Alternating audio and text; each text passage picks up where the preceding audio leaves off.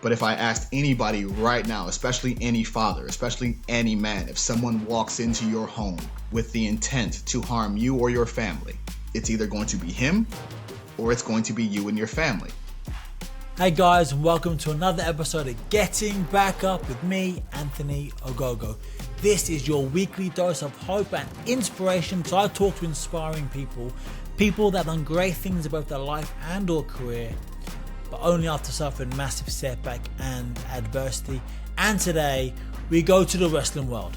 We have Shane Taylor, the baddest man in pro wrestling. Shane is an AEW professional wrestler, one of the best wrestlers right now in the world.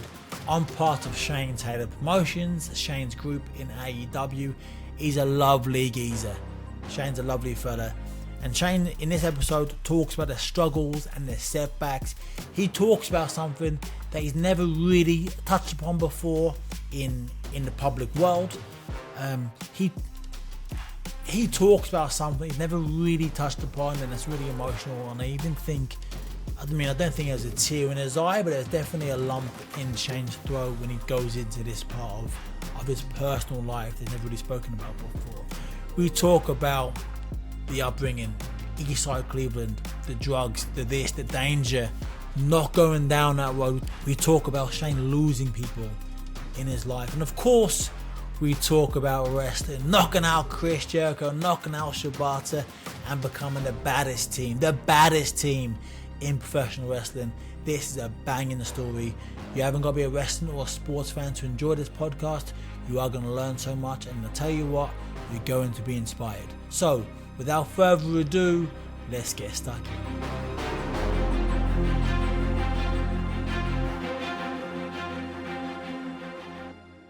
Shane Taylor, the baddest man in pro wrestling. What's happening, mate? What's going on, baby? Thank you for having me. Love sitting here with the governor. Let's go. You know it, bro. Welcome to the Getting Back Up podcast. And in this podcast, I'm going to ask you lots of questions, mate. This podcast is called the Getting Back Up podcast because I talk to people like yourself, people that have done great things about their life and or career, but only after suffering massive setback and adversity. And I know the wrestling world is full of setback and adversity, and your personal life and the struggles you've been through is full of setback and adversity. So you're the perfect guest for today, and we're going to talk all about your career and your life. We're going to get involved, we're going to get stuck in, but I'm going to ask you one question. The first question is the most important question of the day. How the bloody hell are you, my brother? Man, when people ask me that, I always tell them the same thing. I'm always good. And I know in today's day and age, it sounds weird, but I mean, when I look at where I've come from to where I've been, we'll get into all that today. But to be here right now, to have the success that I'm having, to have the life that I built, I can't help but be appreciative, can't help but be grateful, so I'm always good, always good. Perspective, innit? Perspective, man. Absolutely. When you lose perspective in life, you lose yourself. You lose 100%. What's important. And I love 100%. That, man. I love that. All about perspective. We're going to get into that. So this isn't a wrestling podcast. This is a life podcast. I talk to people with inspiring stories, as I mentioned. So although we will get into the wrestling side of things today, we are going to get into the wrestling stuff. This is very much a life thing, and holistic thing. And you haven't got to be a wrestling fan or a football fan or a soccer fan or this fan to enjoy, or even a sports fan to enjoy and be inspired by your story. And that's what I love. But for those that aren't into wrestling, aren't into sport or combat activities, for those who don't know who Shane Taylor is, who is Shane Taylor and why are we talking today? Shane Taylor is a kid from the east side of Cleveland, Ohio, who has overcome not only seeing some of the most horrific things that you could probably see and having all of those things surrounding him, to being a standout athlete, to being one of the first members in his family to go to college, to graduate college, to now traveling the world, living my dream as a professional wrestler with All Elite Wrestling. So to come from the very bottom and make it to the top is not a story that's unheard of, but to do it from where I'm from and to face the challenges that I've faced, to now be living the way I am, for those who know me and for those who have seen my entire rise up until now, it is absolutely the stuff that movies are made of. Yes. And one day, I truly hope that we can make that happen. Man, that's a beautiful, poetic explanation. One of the best wrestlers in the world. Finally, after 2 decades in the sport, in the industry, finally getting your flowers. Wrestling, sharing the ring with some of the biggest, the baddest, the best wrestlers Mm. to ever do it. The likes Hmm. of Chris Jericho, Bryan Danielson, John Moxley, Shibata, man. These are people you've been in the ring with. You're mixing it with. Wow. So we're going to get into that. We're going to get into that. We're going to get into the Absolutely. rest of the things. But talk And about, beating listen, their asses too, and and beating their asses. man, Let's leaving go. them a bloody mess in the ring, standing tall with a right hand, fist Sir. held above our heads, man. It's going to be, this journey, and it's just getting started for all Yes, of us. sir. But let's start at the beginning. Hmm. Let's start. You always specify East Cleveland. East Cleveland. Hmm. What is it about East? What's the difference between East, Northwest, and South Cleveland? So Eastside Cleveland East side. specifically.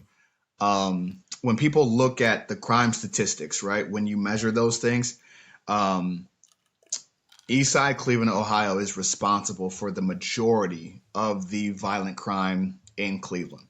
And when you look at where it is, it's a small section of the city where almost everything is concentrated there. That's where you'll find some of the most impoverished areas, but at the same time, it's a place that is so unified by family and almost having a pride of being from there, but being able to survive there. And, New York has a saying, if you can make it here, you can make it anywhere. That's no more true than if you come from East Side Cleveland, Ohio. If you can make it from there, you are battle tested. Since a child, you can make it out of there. There is absolutely nothing the world can throw at you that you can't handle. And so we've always taken that mindset, and me and my family, the ones who have made it, the ones who are successful now, that is what built us. I have a cousin named Walter who went to Harvard Law and is now crushing it in Chicago, doing stocks and doing, fantastic things. And so And to that doesn't know, happen for people. For people who look like you, from where you're from. Listen, going to Harvard is like is the Oxford, is the Cambridge in the right. UK. Like And that doesn't happen for certain people. That doesn't happen to me. I don't go to Oxford. I don't go to Cambridge. That doesn't happen. And like yourself, people look like you from your background. They don't do that. So that's it. Like when you said that, man, I just got tingles hearing brother, that. it's amazing to see the things that he's done. And when we were young, we talked about this, right? We actually got kicked out of preschool for wrestling, right? So I'll segue into that story real quick. Again, I said we were unified. We were taught unity, family over everything, right? If somebody messes with one, they mess with everybody, right? So when we were in preschool, some kids were messing with Walter. We decided to handle it. I ended up climbing on top of a table and dropping a Macho Man style elbow onto this kid, right? I'm talking point of the, right? Smashed him, right? Don't ask me where the teacher was and all this because I have no idea, right? But they called my dad. He picked us up, and we thought we were going to get in trouble. But he was like, nah, I'm taking him for ice cream. This is exactly what I told them to do, right? They looked after each other, and they're the only thing that they're going to have when, the parents and people aren't around. So we went and got ice cream after. But now to look at where we're at now, that Macho Man elbow drop, excuse me, as a preschooler. And here I am, X amount of years later competing on the worldwide stage in a professional wrestling ring. It all comes full circle. But I'm extremely proud of Walter and his accomplishments.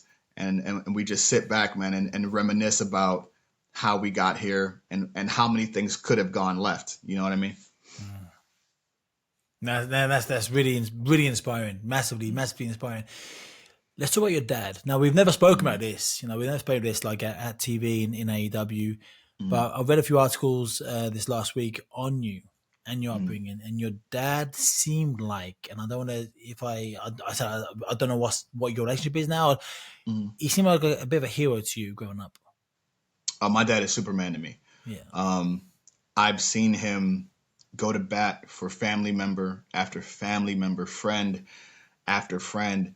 Um, and a lot of it is upsetting because when you have such a strong person and you have someone who is as dependable as he is and is going to be the person that you call every single time to make sure the stuff gets handled, people tend to abuse that, right?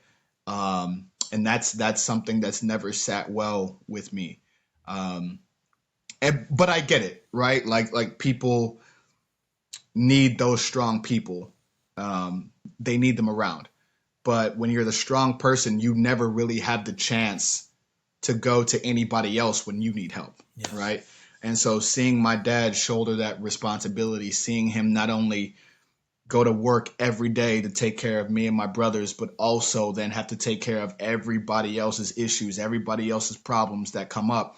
And again, growing up in Eastside Cleveland, Ohio, those problems aren't little ones. Those problems can have deadly consequences, right? So putting himself in that position, putting himself as essentially the guardian of everybody, I watched him do that, and it's absolutely inspiring. I've seen him, and and not only that, but to grow up the way he did, on the right and wrong side of the law, to then going into the military to straighten his life out, to go into that field, do everything he's done, be accomplished in that field, and then come out of that and continue to be that soldier, continue to be the guy that is going to lead his troops going forward. You couldn't help but be inspired. I can't help but look up to him. What stopped you from going down the wrong road in Eastside Cleveland? I presume we've spoken before about drugs and some of the naughty stuff that you can Right. get. You get the respect, you get the significance on the street that every young lad wants. Every boy wants to be a somebody, look like a somebody, and obviously the money as well. Like, what stopped you from going down that road? If I'm being honest, my dad stopped me. My father stopped me, and it's something that I don't take lightly because there are so many people just like myself who aren't fortunate enough, for whatever reason, to have that father, uncle, big brother, older cousin, to have that figure that tells them, hey, do something different. My father challenged me when I was in high school. He said, look, if this is the life that you want, I will show you how to be the best at it. But I want you to be better than me. I am challenging you to be better than me. And when someone that you look up to, when someone that you have so much love for, when someone that you respect so much is telling you that they have the faith in you to go out and be better than them, that's all I needed. And so I made it a point when we had that talk, because I was well on my way to following right in the footsteps that he didn't want me in. When you have people like my dad, when you have people like my uncles who are known for doing things a certain way, you have people that don't really want to test them. So they try to test the younger generation, right? They try to test the next ones up to see if they're cut from the same cloth, see if they're built the same. And me and my cousins were very much built from that cloth. So we were almost making it a mission to go out and find the problems, right, before they even became problems. And at that point, I think my dad realized, he's like, okay, I'm going to have to rein this kid in because it's going to get crazy if I don't. Right. So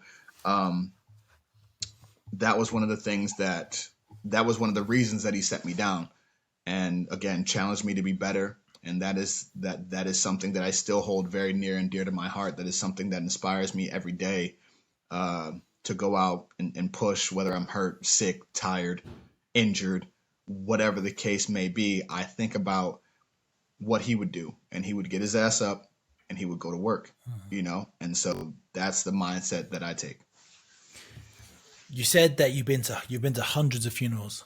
Yeah. hundreds of funerals. Is that Mhm. is that an exaggeration? Hundreds? Or have you been to hundreds of No. funerals? And people think that, right? But it's not, because so many of us don't really, we take for granted that the people that are around us will just live until they reach old age. And there are so many people who have the good fortune of not having that much loss Hmm. in their family, or being not, or not really experiencing that loss until they get older, their 30s, their 40s, when they start to lose these grandparents and things of that sort. For me, loss was a daily occurrence, almost. And it was something that by the time I was like 9, 10 years old, I'd become numb to it. Hmm. Like, you hear so and so died, and you're like, damn, the first few get to you, right? As they would anybody. But once you start seeing people drop right and left, you become desensitized to it. And now it's just something that happens. It's no different than going to the store, going to get gas. It's just something that happens. It's part of daily life. Um, and people that don't come from places like that don't understand that, and it's impossible for them to understand it because they don't experience it, right? So I don't even hold it against them. But watching people, watching friends, watching family members, um, having to bury so many people, um, it has definitely altered my perspective on things. It's altered the way I see morality. It alters my perspective on how I see right and wrong. Right. For example, we can all agree that murder is bad. Right. Shouldn't kill anyone. But if I asked anybody right now, especially any father, especially any man, if someone walks into your home with the intent to harm you or your family, you have two choices. It's either going to be him, or it's going to be you and your family. Anybody that I know right now will tell you they will do whatever they have to do to keep their family safe, right? So now we're in a gray area where, yes, something is wrong, but it's also completely acceptable in the right circumstance, right? And that is the world that I grew up in, where there is so much gray area, and the only point is survival, making it to the next day and making sure your family makes it to the next day. So why did you survive and others didn't? What was different about you? Was it luck? Was it your father? Was it your family? It's a little Mindset? bit of everything. It's a little bit of everything. There are so many people who don't have the support system that I had. So many people who don't get as lucky as I did. So many people who weren't uh, as savvy as I was. But again, that all comes from the teachings that I got growing up. That comes from my dad. That comes from my uncles. That comes from my aunts. That comes from my grandparents. Teaching me these things, making sure that we had a family above everything mindset. I've got people right now that are either gone or they are incarcerated, that have sacrificed themselves to get me here. Yeah. And I You owe it to them as well. 100%, 100%. That's why I push so hard for the things that I do. That's why I impart upon my kids the lessons that I learned. And granted, I now am in a position where my daughters, Ebby and Laura Jean, 9 and 5, they, God willing, will never have to see the things that I saw. Will never have to experience the things that I did. They get to grow up and be children. We live in this little cul-de-sac now, and they eat avocado toast. You know what I mean? They're soft kids, right? For now, right? But um, to me, that's progress. That's Yeah. success. That's being able to. I heard a quote that said, "Don't break generational curses. Be a generational starter." Right? And to me, that is the first step in doing that, being that generational starter and completely changing the direction of of where that last name is from and where it's going. Yeah, I love that, man. You mentioned again, this might be too personal, and we've Mm, never spoken like this before. You mm. mentioned your dad, your aunts, your uncle, and they didn't mention your mum. Was your Mm. mum a large part of your life growing up? Is she around still? Are you? My mom died the day before my 13th birthday. I'm sorry It's to hear that, man. sorry. To this day, it's why I really don't celebrate my birthday like that, because it's always just in the back of my mind. Um, she had a very long battle with breast cancer and ultimately, um, again, died the day before my 13th birthday. And again, if you didn't know she was sick, you wouldn't have known. We were feeding the ducks, we were walking around the pond and walking around the grounds of the hospice. And I don't know if maybe internally she knew something and mustered that energy for us, given the state that she was in. And again, if that's the case, it only speaks to the incredible woman that she was, the incredible mother that she was. Um, but once we got home, because we now live with my dad, because obviously, she was going through what she was going through. We couldn't stay with her at the hospice. Um, my aunt called my dad to let him know that she had passed. And my aunt Ebby, who is the reason that my daughter is named Ebby, has sacrificed so much for us, myself and my brothers, that she put her life on hold to help take care of us. That the major reasons that I'm sitting in the position that I'm in today. Um, and I can't thank her enough. But she called my dad, and I remember my dad just saying, "What?" and watching the phone drop from his hands. And I've never seen my dad with a look like that on his face. I've only seen my dad cry twice in my life, both, like at funerals of my uncles, right? So like his brothers. Um, but I remember he asked me to go upstairs. My brothers were downstairs watching TV, and he brought me into his room, and he said, um, I'm going to tell you something, but this is one of those moments where I need you to be the big brother. I need you to be my right hand, and I need you to help lead going forward.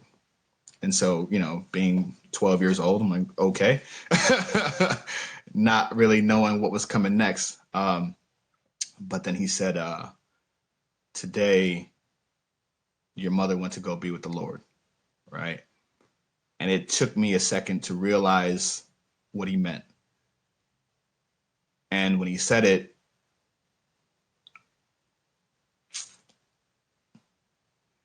it it was something that I had never. Again, I'm used to loss, but when it's your mother, it's a completely different feeling. Um, I think I cried for about 10 seconds, and that's not to say, and it's not to say that like I didn't care, but it's to say that him instilling his wishes for me in that moment, I cried for 10 seconds and I stopped because I knew that I had to be strong for my brothers. I knew that I had to be strong for my father. I knew I had to be strong for my mother. So I wiped the tears away. I took a deep, deep breath and I told him, okay, I got you. Right. Went downstairs, told my brothers, and yeah, well, we both did. Um, and just held them and hugged them as they let it out.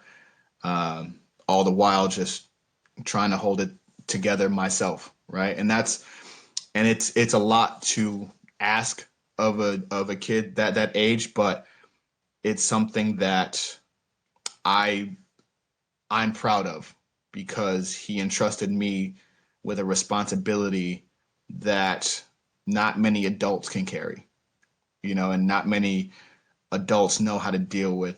and I was able to do that. And I think it in that moment, people talk about iron sharpening iron and things of that nature. I think that's one of the defining moments of my life that taught me if you can make it through something like this and stay steadfast and stay locked in, stay dependable, be the person that other people when they're going through something that they can lean on, regardless of what you're going through, that's going to be something that can carry you through life.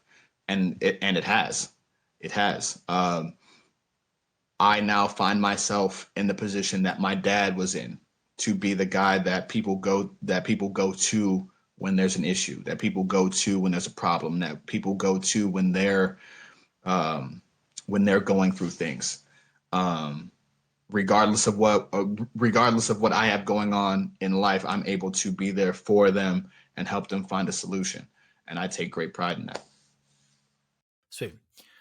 So Shane, that's a beautiful story. You growing up and you've suffered a lot of setback and struggles and strife. And obviously that's testament to the kind of character you are now and the person you are now and the father you are now, which I'm sure, or hopefully there's time at the Mm, end to talk about that. Because I want to talk about your family now. And I'll talk about has your dad passed the mm, baton to you to continue this strong legacy that he was a part of and potentially created. Um, but let's talk wrestling. Let's talk wrestling, right? That's what we do. That's what we're known all around the world for. Shane Taylor Promotions, STP. Why wrestling? You went to you went to college. You two sport athlete, football, and we have one football and amateur wrestling. Wow, amateur two wrestling. very Yep. really hard sports. We don't play them in the UK, but trust me, people listening to this from the Hmm. UK. American football is very hard. They're all big, they're all strong, they're all tough athletes, and amateur wrestling as well. Like, these guys are freaks and so resilient. Hmm. Why professional wrestling? Why? What was Hmm. it about it? You said you dropped that Macho Man Randy Savage elbow as a kid on that boy. Preschool, baby. It was predestined, baby. It was predestined. Um, no, like once I always loved playing football. I enjoyed wrestling, but wrestling, like amateur wrestling especially, right? You really only have a couple choices, right? Like if you're not training for the Olympics, there's really nothing after that. You know what I mean? Like there's nothing really after college. So for me, I once I was in college, I just had this epiphany one day, and I said, look, if I don't try to go after these dreams and do this stuff right now, I'm going to look back 20, 30 years from now and wish I did. Right. So let me figure out how I can achieve this dream. Let me figure out how I get, or figure out how to make all of this happen. Right. Um, and so I was living in Pittsburgh at the time and came across a company called the International Wrestling Cartel. It's a independent company in Pittsburgh, um, and I had no idea that the independents were even a thing. So I was like, oh, okay, what's this? Went to a show, and there was a tag team there called the Cleveland Mafia. It was Raymond Rowe, who is now Eric of Viking Raiders fame on Raw and SmackDown, um, and a guy by the name of J Rock, Jerry Myers. Give it up one time. That is the tag team that they were when they were in the IWC. Me being from Cleveland, immediately interested. I was like, oh, I'm rocking with these guys already. They came out in the brown and orange, the Browns gear. I was all in, right? And we got the ability to talk a bunch of shit to people from Pittsburgh. It was magical, right? I was all the way invested. Uh, Messaged them about how I could possibly get into this. Um, this was around 2006 or so. Um, 2007, I found myself moving back to Ohio. And once I did that, I said, you know what? I'm here. Things have worked out this way for a reason. uh, talked to them again and to training. Went into training with them and just tried my very best to apply the things that I did, on the football field and on the amateur wrestling mat to this. And that's just being very coachable, trying to take direction well, trying to eliminate the mistakes that I made, or excuse me, or at the very least, try not to make the And same that's mistake life, isn't it? And you twice. learned that obviously as well. And Just Shane, your camera's gone off again, but let's just roll with it. And you said that making, and this is something like I'm sure you've learned a lot of lessons from life and from sport. And what I learned from boxing in life is my old coach would say to me, listen, mhm, it's boxing, you're going to get hit. In swimming, you can't go swimming and not get wet. You can't go right, boxing and not get hit. But your job as the boxer, if you get hit with a shot, fine, that's okay. But you can't get hit with the same shot over and over again. If in his words, if you do, you're a dickhead and you don't deserve to win the fight. And that's so true. Like ultimately, life, we're gonna make mistakes. The more life we choose to experience, the more mistakes we're going to experience because like we're choosing to do more things and or whatever. And the ones that are super successful in life, they don't make the same mistake again. The ones that struggle and flounder, they keep making that same mistake, the same mistake, the same mistake. So like you said, you were coachable and you wanted to learn and you got good real quick from the internet and reading my stories. You got good real quick. yeah. I mean, that's a product of the coaching. That's a product of Ray and Jerry seeing my style, seeing my attitude, seeing the things that I did best, and cultivating a environment that allowed me to maximize that. And it's very similar to the style that you see today. I grew up fighting, more so fist fighting on the street. Been knocking out grown men since I was 12 years old, since 12, 13 years old, right? So for me, taking that attitude, taking that trash talk, taking that swagger, whatever it is you want to call it, and applying that to what I do in ring is something that I feel makes me stand out. It's something that provides a level of a certain level of intensity, a certain level of believability, a certain level of realness because it's coming from a very real place. People always joke that when they see me, whether it's in the back and then they see me when I'm in the ring, it's two different people, right? And the answer is it's not two different people. The answer is the closest thing to the real me that you get is when I'm out there. I turn on the professionalism, I turn on the happy face, I turn on the smile Yeah. backstage because I'm working, right? This is my office, right?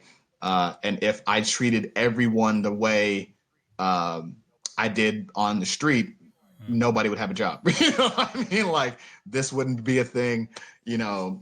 As TP would have never gotten off the ground.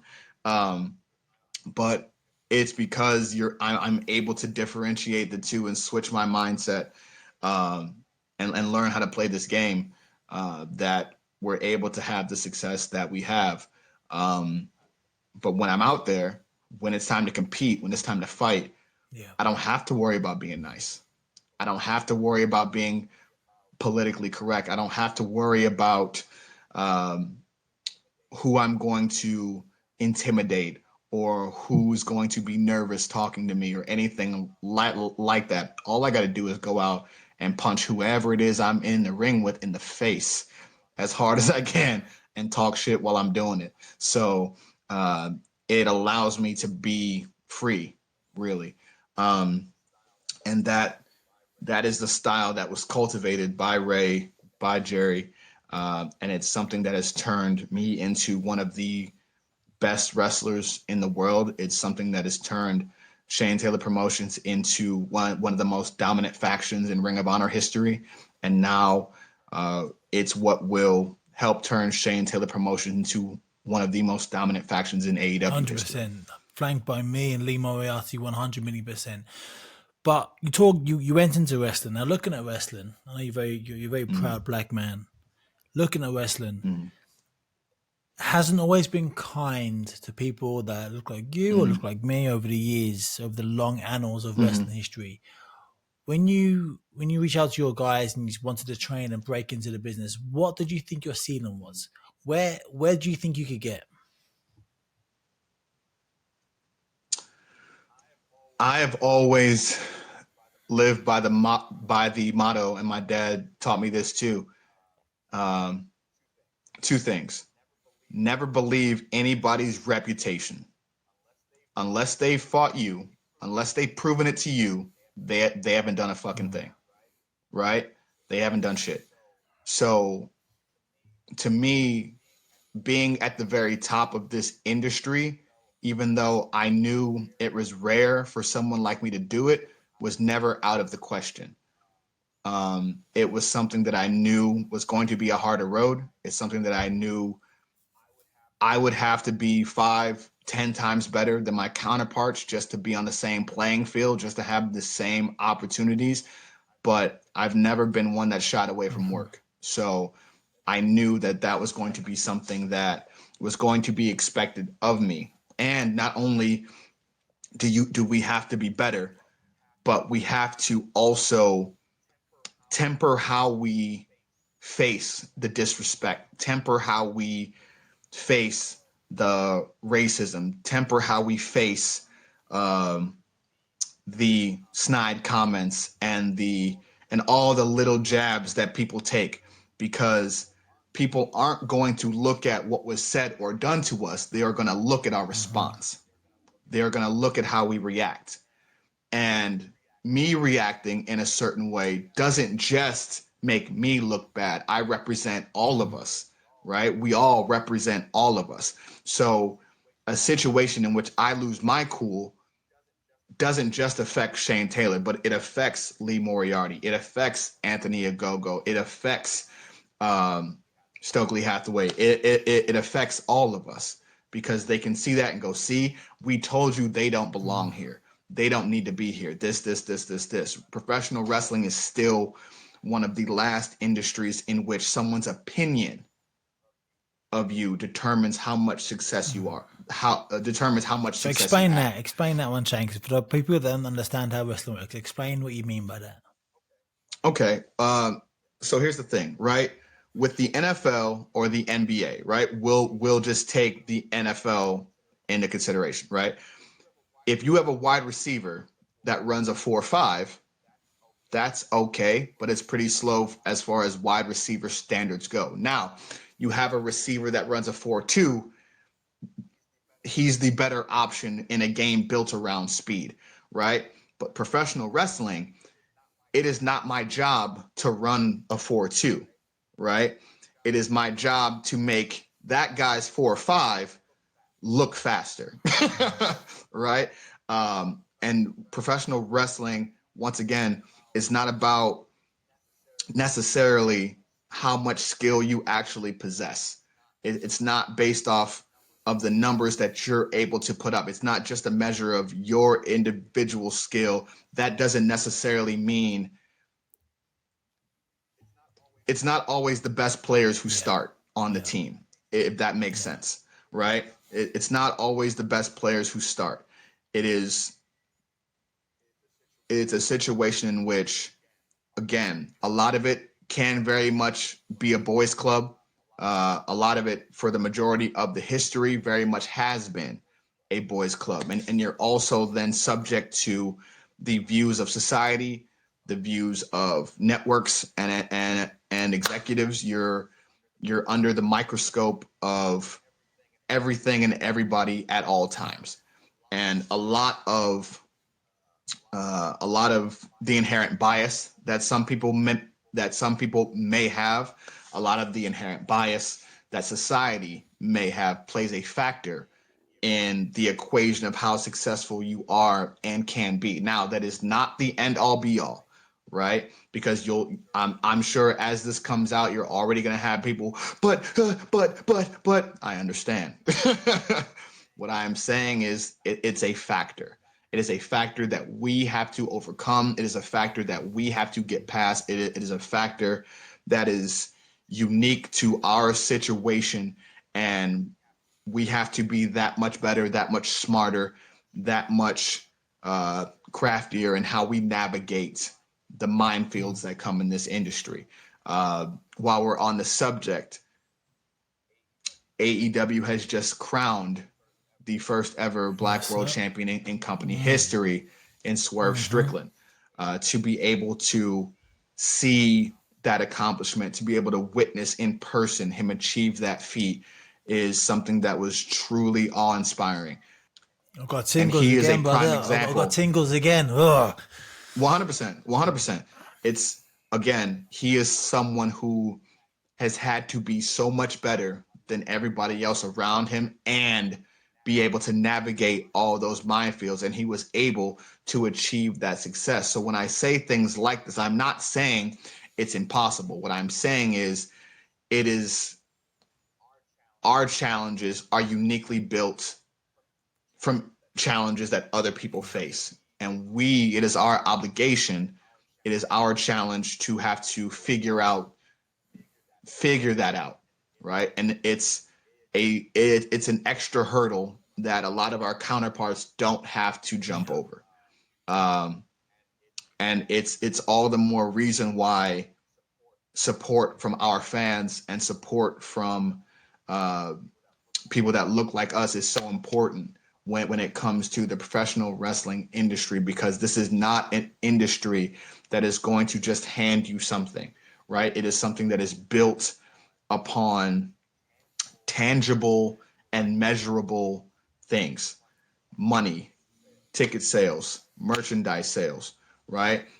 100%. You can't be what Um, you don't see. And seeing, you at and seeing, 100%, you can't be what you and don't seeing see. Swerve with that world And title around his waist over his shoulder just mm-hmm, inspires so mm-hmm, many little boys and little girls to go, oh shit, I can do that. And absolutely, absolutely. And they said, "Holy shit!" You know, what I mean, that's possible. We saw Ron Simmons do it, right? And from that moment, that's another thing that inspired me too, was Ron Simmons beating Vader for the world title. I said, "Damn, here's a man, college athlete, badass dude. You know what I mean? He wasn't a thug. He wasn't a gang member. He wasn't a pimp. He wasn't any of the stereotypical he was roles just a black that athlete. He was just just a a good black wrestler. athlete who busted Yeah. his ass and would beat you up. You know what I mean? And he did things the right way, and he was able to climb that mountaintop. And again, in this society, we are a um, very instant gratification centered society, right? People need to see something and understand it right quick, and put it in this box so that their mind can be wrapped around it. And so a lot of us get pigeonholed into these roles that, you know, again, you're either the thug, or you got to dance, or you got to, you know, or you got to be the angry black man, or you got to be this. And it's, Godfather, we are you got to be a entering it, pimp. It's you a got to be a stereo. pimp, you It's know what the I mean? So really like, lazy stereotypes over the last 20, 30, it's 40, it's it, 50 it years. it's lazy, it's lazy. You got to be an African witch doctor. Like all this crazy stuff, man. It's just, But it's because we live in a society where people are trying to make money quick, and time is cash. Well, when it comes to the wrestling industry, so when they put you on TV, they want people to identify and choose whether or not they're going to support you quickly, right? But a lot of this is not a quick process, right? Take a look at some of the biggest stars the game has ever seen. They've gone through transitions. They've had certain characters, right? And then over time, that character is yeah, morphed. And once they reach that form of themselves where they were able to figure it all out and they had the time to, they were able to then create something that lasts for yeah. decades, right? When you look at guys like The Rock, when you look at guys like Stone Cold, Roman Reigns, um, All the guys big like guys, Swerve, they all floundered. They all struggled. 100%. And look, They all struggled. They had that period of time where people were like, I don't know, not you even know, that. Not even that. That people it like, oh, he's shit. Get him off my TV. Not like 100%. I don't know. But they were 100%. given time and time. And before we move on to this, I want to wind back a little bit to Swerve Strickland and why people listen to.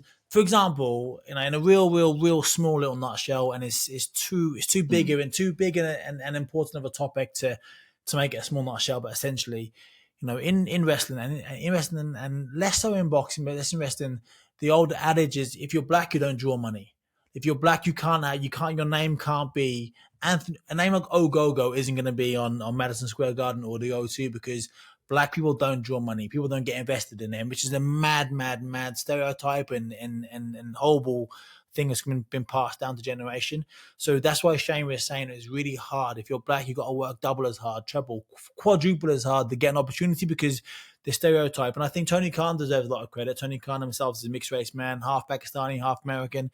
And he's given opportunity for people like Shane, myself, Lee Moriarty, Scorpio Sky, Swerve Strickland become the first heavyweight champion in AEW. Willow Nightingale, TBS champion Jade Cargill, Athena. We're giving people an opportunity to show, hey, we can hang. And it's not just box ticking. We're as good, if not, I'm not trying to be better. It's hard to be better in wrestling, but we deserve to be there. Not just to tick a box, but because we are that good and people do care about us, whether we're black, white, yellow, and green. It doesn't really matter like what color we are. So I think Tony deserves a lot of credit for that, shout out to Willow Nightingale, TBS champion last weekend at the pay-per-view, and Swerve Strickland becoming the first black heavyweight champion in AEW. So proud of those guys and girls. But yeah, man, moving. Athena also. Athena, 500 days as Ring of Honor Women's World Champion. Absolutely incredible. Over 50 defenses. I mean, right now, she is essentially the Muhammad Ali of Ring of Honor. When you look back at the history, she's the GOAT right now, and I can only hope the day I win the Ring of Honor World Championship that my reign as champion can be put next to hers when you talk about the historical context and having a dominant championship run like that. So Shane, getting towards the end of this podcast now. Yeah. So what's next? You just mentioned the Ring of Honor World Champion. Is that the goal? Is that like the pinnacle?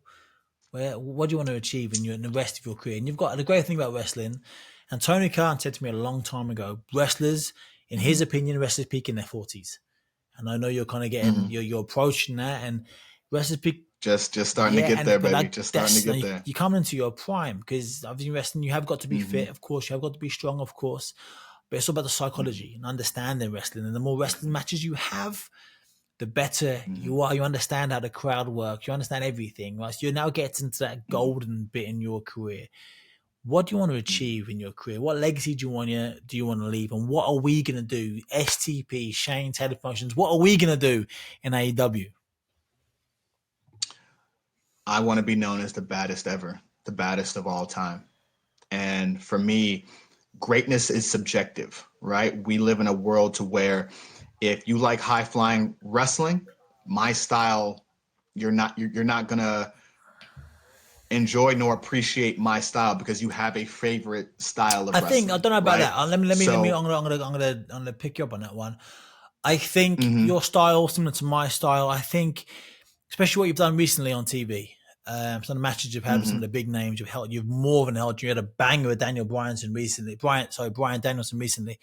I think even the high flying the fans of Mexican wrestling and stuff, they can appreciate your style. They can appreciate my style because it is so hard hitting. They might not like it, they might not prefer it than this, but they can appreciate it. So that's really what I mean though, is and thank you for switching that. It might not be your favorite, right? So when you make your lists of the greats, right? My name may not be on that list because it doesn't fit in what your favorite style of stuff is, right?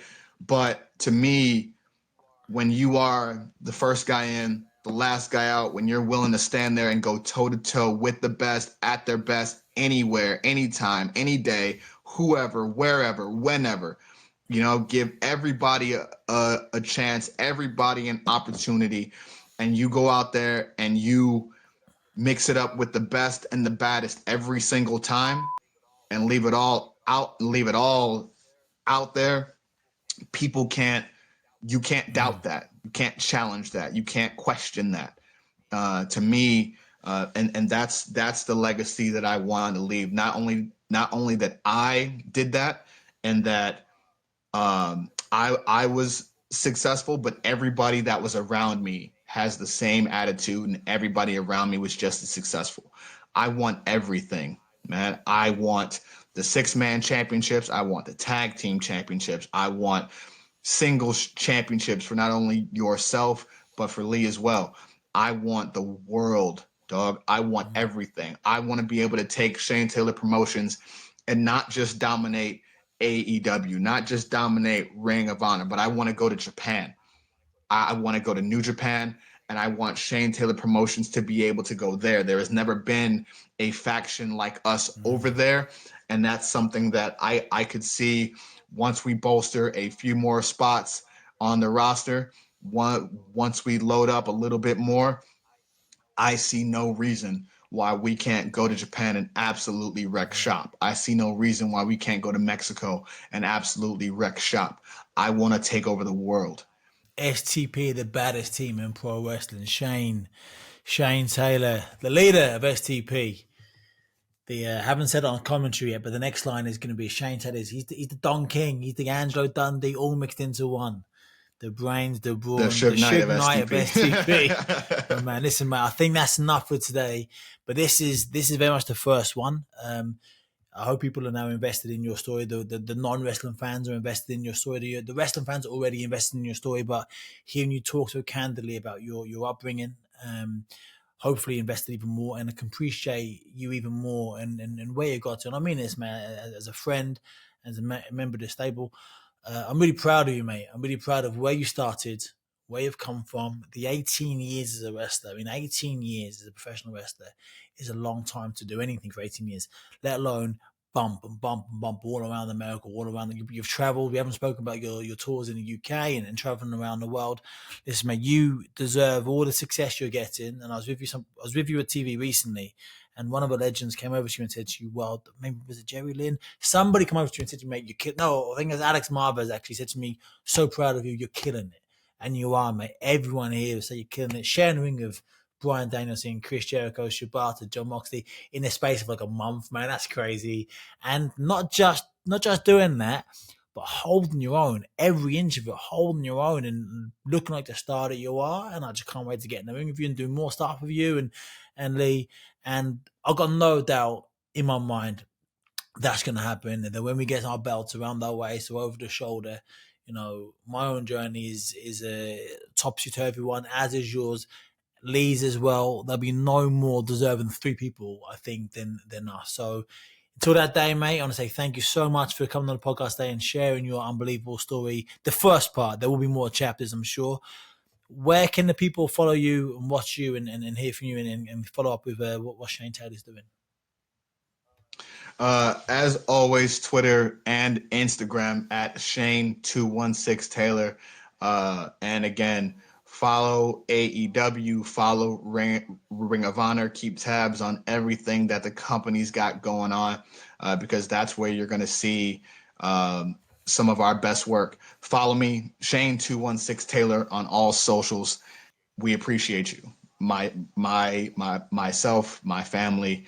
I can speak for all the members of STP, both past and present and future. We are just getting started. Rumble, bad man, rumble. Rumble, bad man, rumble.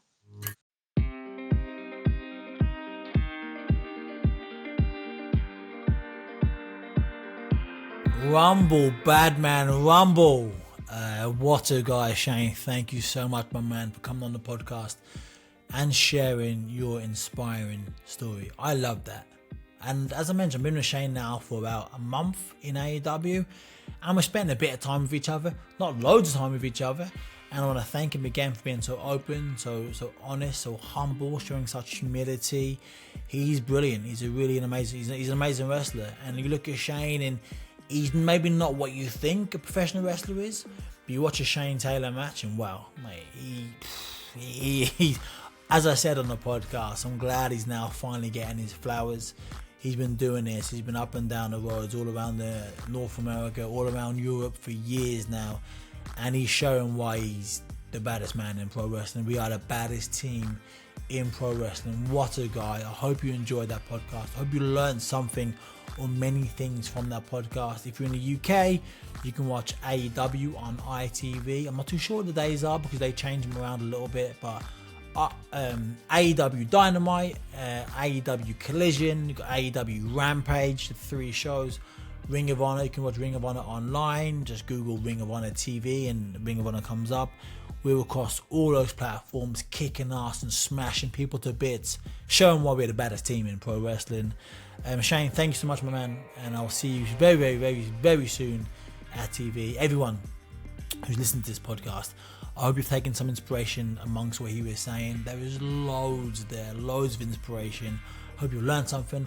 Hope you've grown as a person from this last hour or so, and I hope you watch some wrestling. Follow us at AEW, as Shane said. And listen, in life gets tough. We find ourselves on our ass sometimes, looking up at the lights. In that moment, you only got one thing to do, and that is to get back up. Until then, that is to get back up. We're back next week for another inspiring story. Until then, that is to get back up. We'll be back next Tuesday with another inspiring story. Until then, take care, and I'll see you soon.